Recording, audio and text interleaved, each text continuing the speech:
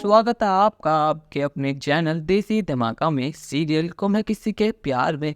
अब यहाँ पर आ चुके हैं भोसले परिवार के मुखिया यानी राव साहिब और अक्का साहिब।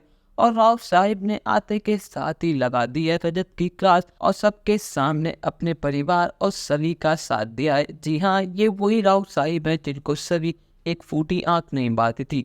पर लेकिन जब से ईशान और सभी की शादी हुई है उस दिन के बाद से ही राव साहिब के दिल में सभी के लिए प्यार जाग चुका है।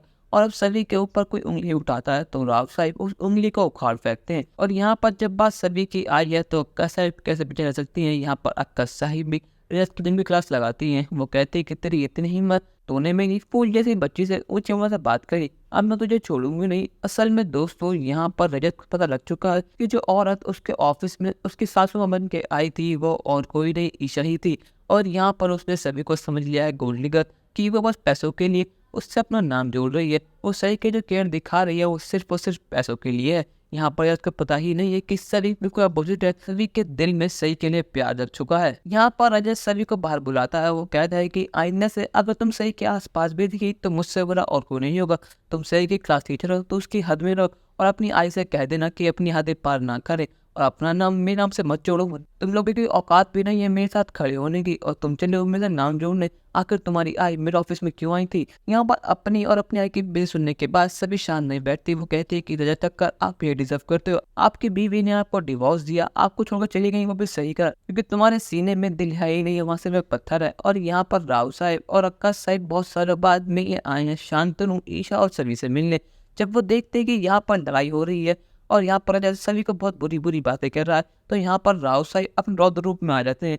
यहाँ पर राव साहिब की उम्र थोड़ी सी तो बढ़ गई है पर लेकिन उनका जोश, उनका गुस्सा अभी भी जवानी वाला ही है। पर राव साहिब पकड़ देते हैं कॉलर और कहते हैं कि तेरी इतनी हिम्मत कि तूने मेरी सभी के ऊपर उंगली उठाई, तूने मेरे सभी से ऊंचे में बात करी, आज मैं तुझे छोड़ूंगा नहीं। और यहाँ पर अक्का साहिब भी कहते हैं कि आखिर तू होता ही कौन है ईशा और सभी से इस तरह बात करने वाला। शायद तुझे पता नहीं है कि हम कौन है। तो बहुत बड़ा आदमी होगा पर लेकिन हम भी बॉसेस हैं, हम भी किसी से कम नहीं है। पर सभी और ईशा राव साहिब को देखकर शौक हो जाती है। उनको यकीन नहीं होता कि इतने सालों बाद अचानक राव साहिब यहाँ पर कैसे।